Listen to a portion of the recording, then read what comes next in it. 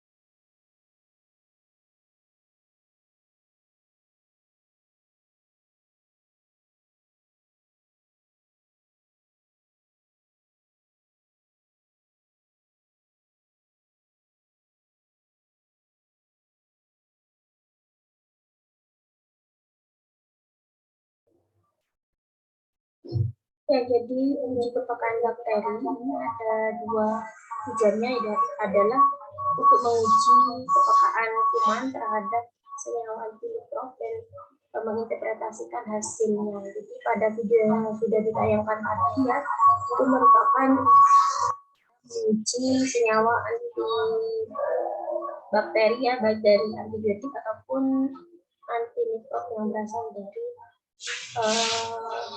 hidup ya, dan namanya ada bakteri. Jadi kalau antibiotiknya itu langsung merupakan sediaan obatnya yang langsung mampu membunuh secara bakterisida atau membunuh secara keseluruhan atau membunuh hanya sebagian, itu adalah bakteriostatis ya. Nah, pada video yang ditayangkan tadi itu merupakan metode pengujian antibiotik dengan cara difusi ya. Karena kalau difusi itu metode yang digunakan untuk menguji kepekaan bakteri setelah dilakukan uji difusi. Jadi difusi itu digunakan untuk menentukan tahapan selanjutnya. Nah, di video tadi sudah dijelaskan juga tentang cara kerjanya ya. Jadi tinggal menyocokkan dan cara mengukur diameter zona hambatnya. Nah, ini saya akan menjelaskan bagaimana cara mengisi lembar pengamatan. Nah, di sini saya mengacu ke hasil penelitian yang sudah dijurnalkan oleh dosen Akpar dan juga oleh sebagian jurnal yang diterbitkan oleh karangan orang lain ya. Nah, di sini saya akan menjelaskan bagaimana cara mengukur zona bening dan zona keseluruhan ya. Jadi di tabel itu kan ada diameter zona keseluruhan, ada diameter atas cakram, itu didapat dari mana gitu ya. Nanti mahasiswa menggunakan data yang ada di PowerPoint ini untuk mengisi. Ya. Ini saya coba contohkan jurnal yang sudah saya buat dan yang sudah diterbitkan ya.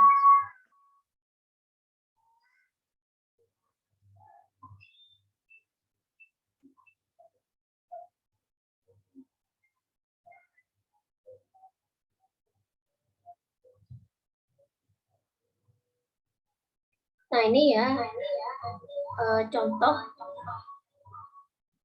data yang nantinya bisa menjadi salah satu untuk mengisi lembar E.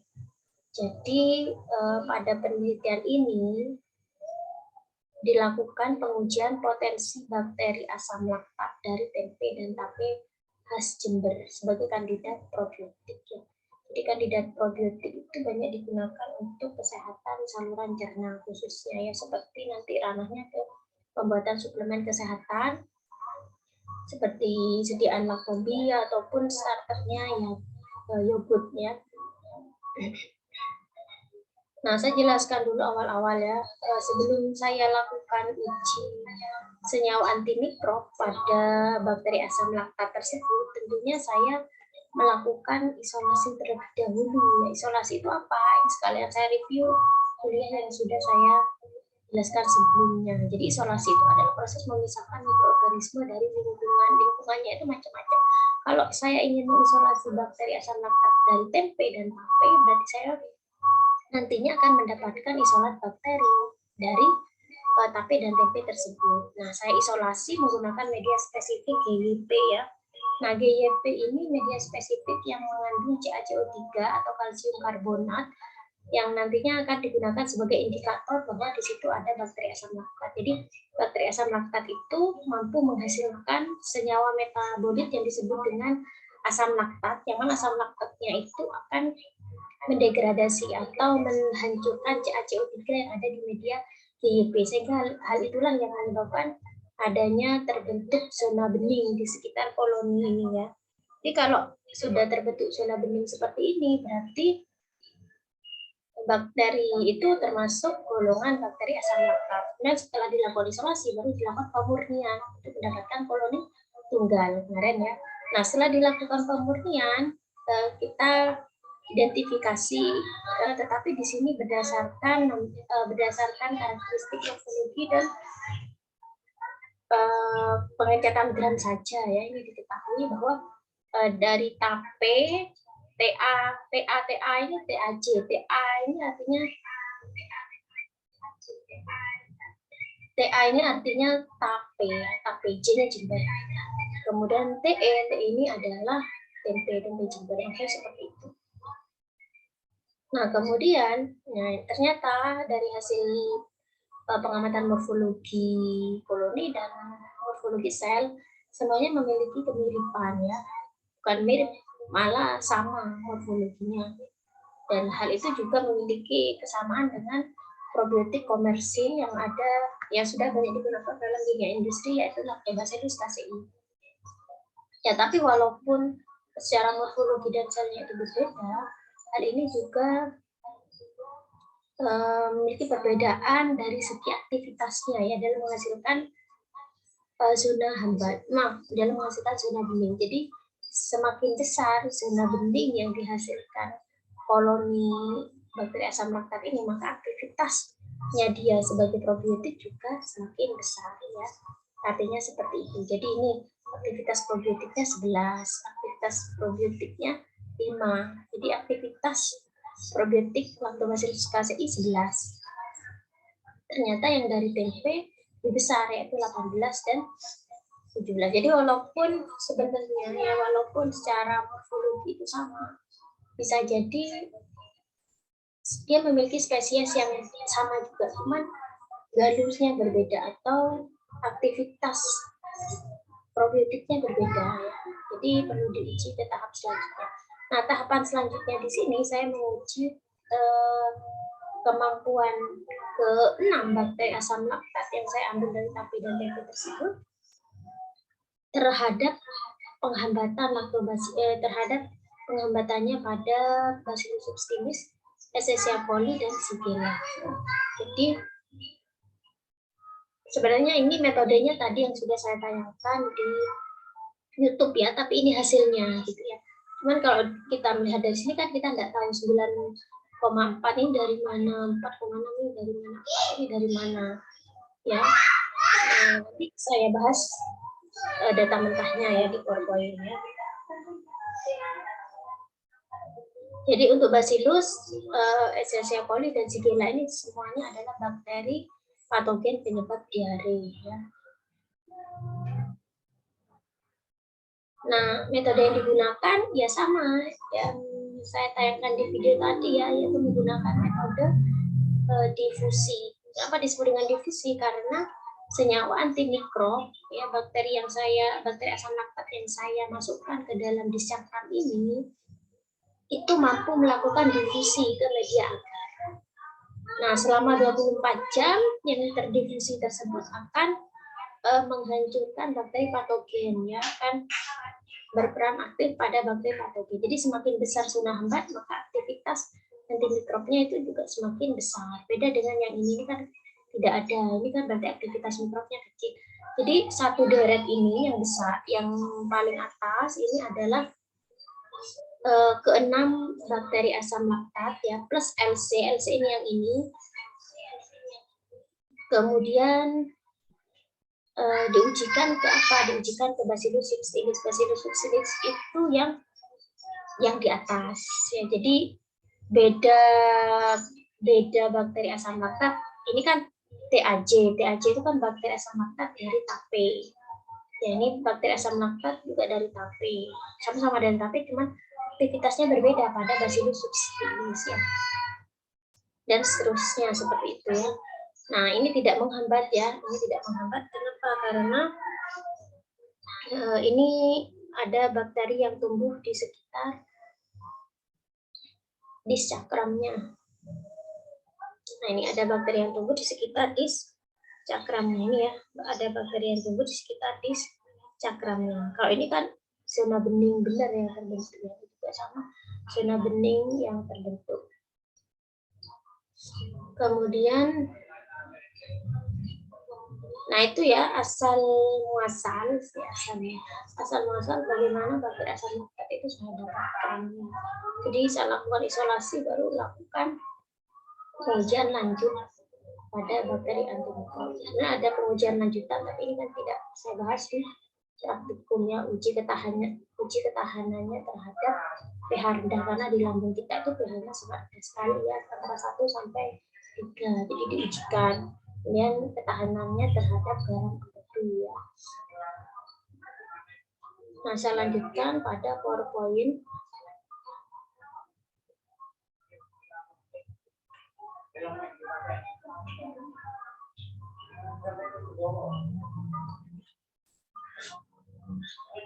Nah, jadi di sini itu bahan aktif apa gitu ya, bahan aktifnya itu bisa berupa bakteri asam laktat ataupun antibiotik. Nanti isinya seperti itu ya, sesuai yang saya paparkan di PowerPoint. Zona keseluruhan itu yang mana, kertas cakram yang mana, zona hambatnya berapa. Nah, itu yang perlu kita cari ya. Caranya nih. Nah, jadi ini tadi ya hasil penelitian yang saya paparkan sebelumnya ya, yang ada di jurnal. Cuman yang di jurnal itu kan langsung ya, zona hambat ini, zona inhibition dalam 1 milimeter itu kok langsung 9,4, 4,6, 4,9. Dari mana? 4 ini dari mana? 9 kan kita tidak tahu. Ya, namanya jurnal tidak mungkin detail dalam membahasnya seperti itu. Jadi ini saya berikan data mentahnya ya, agar mahasiswa bisa mengetahui asal dari angka tersebut. Jadi misalkan ini bakteri asam laktat yang TAJ 14, TAJ 15, ya TEJ 18, TEJ 22, TEJ 24, TEJ 22 dan Lactobacillus casei. Nah, ini ya sama ya. Nah, kemudian saya buat 3 kali ulangan. Kenapa 3 kali ulangan? Karena ini adalah suatu penelitian ya. 3 kali ulangan ini maksudnya diuji aktivitasnya ini ya, diuji divisi discakramnya pada petridis yang beda-beda. Petridis 1, petridis 2, dan petridis 3. Didapatlah diameter zona keseluruhannya itu ulangan 1 14, ulangan 2 13, ulangan 3 15. Jadi zona keseluruhan itu dari sini ke sini. Ya. Kemudian diameter kertas cakramnya itu adalah yang berwarna apa ini? Yang berwarna putih.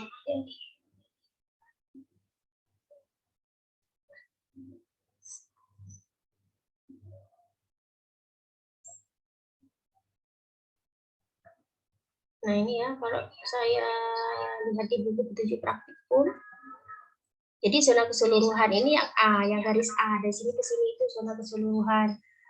Kemudian diameter kata sakram itu yang B, yang putih ini berapa gitu ya. Diukur menggunakan jangka sorong. Nah, jadi nanti mahasiswa membuat datanya pakai ini ya, cuman tinggal menghitung. Misalkan 14,5 tambah 13,75 ditambah 15. Ya. Nah, itu berapa hasilnya gitu ya. Jadi hasilnya itu setelah ditambahkan ketiganya dibagi 3. Nah, setelah dibagi 3 maka dikurangi 5. Jadilah hasilnya 9,42 ya. Ini juga sama, yang 15 8 tambah 12 tambah 8,5 hasilnya ditambah semua dibagi 3 dikurangi 5. Hasilnya harus sama, yaitu 4,67 ya. Kalau angka ini tidak usah diperhatikan karena ini adalah nilai statistiknya. Ya, jadi ini penghambatannya pada Bacillus subtilis, ini Escherichia coli, dan ini adalah Shigella dysentery. Jadi nanti mahasiswa terserah ya, per individu, per mahasiswa itu harus beda-beda. Terserah mau ngambil yang mana, mau ngambil yang ini, mau ngambil yang isolat ke-25, mau ngambil yang LC. Asalkan ininya ditulis, Escherichia coli misalkan ya. Jadi nanti di buku petunjuk praktikumnya itu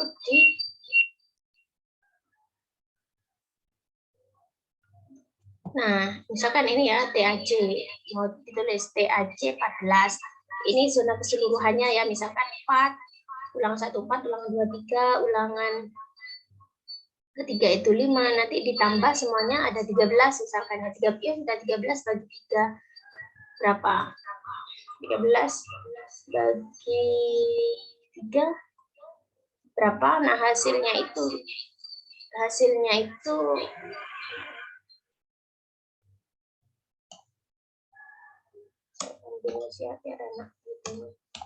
nah, ketiga ulangan sama, jadi hasilnya 5. Ya, 15 bagi 3 kan 5. 5 dikurangi 5 kan 0, berarti zona hambatnya 0. Nah, contohnya seperti itu ya. Jadi ditulis bahan aktifnya cukup 4 saja. Di PowerPoint kan ada 7. Nah, mahasiswa tinggal memilih 4 saja bahan aktifnya. Kemudian di sini ditulis bakterinya itu apa. Ya, pilih yang bakteri gram positif, ini yang gram negatif. Kalau gram positif berarti BS ya, Bacillus subtilis, dan juga mana ini, Shigella. Nah, jadi silakan dicek Shigella ini termasuk positif ataupun negatif. Ya, jadi silakan memilih sendiri, saya tidak menentukan mau mengambil data yang mana, yang penting datanya nanti endingnya sama dengan yang di sini ya, hasilnya. Kalau mau milih yang gram negatif, Escherichia coli, ya tinggal naruh di bagian yang ini. Nah ini, yang bagian gram negatif. Ini misalkan Escherichia coli. Di sini misalkan tulis ya, nilai keseluruhannya berapa, ditambah berapa dibagi 3. Sakramnya 5, hasilnya berapa. Ya gampang ya, kalau menurut saya ini gampang ya untuk materi hari ini, perhitungannya. Saya kira bisa mengikuti walaupun lewat rekaman. Nah, ini juga hasil penelitian dari Pak Hadi ya.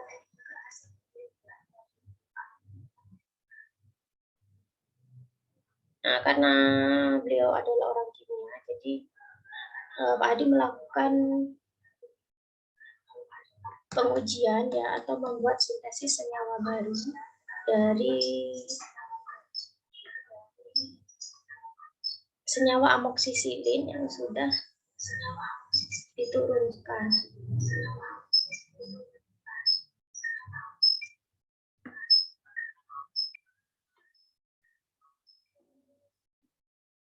Nah ini ya, jadi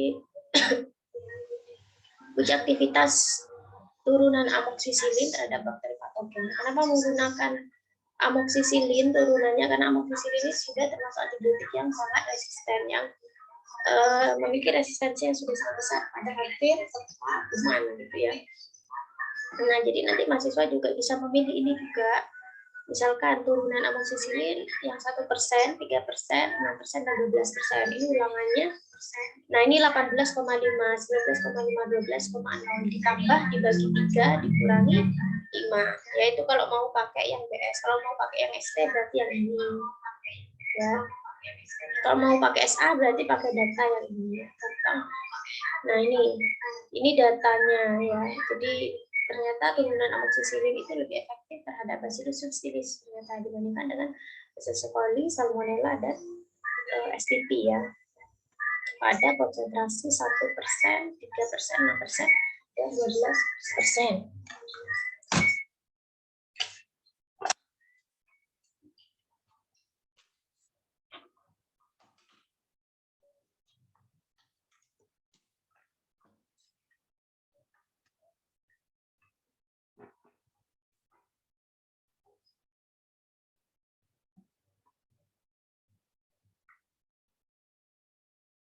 Nah, ini juga sama hasil penelitian Pak Hadi ya dengan Ibu Dewi Rasati.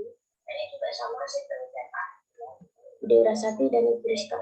Nah, ini perbandingan aktivitas antibakteri pada Salmonella pada Salmonella terhadap turunan amok dan juga kloram ya dibandingkan dengan etanol, karena etanol ini sebagai pelarutnya, itu maksudnya ya. Jadi ternyata turunan amoksisilin 100 ppm tidak mampu menghambat ya, tidak mampu menghambat salmonella. Tetapi kloramfenikol 100 ppm mampu menghambat, masih tingkatannya kuat. Etanol tidak dapat menghambat ya, kata salmonella. Nah, ini kenapa turunan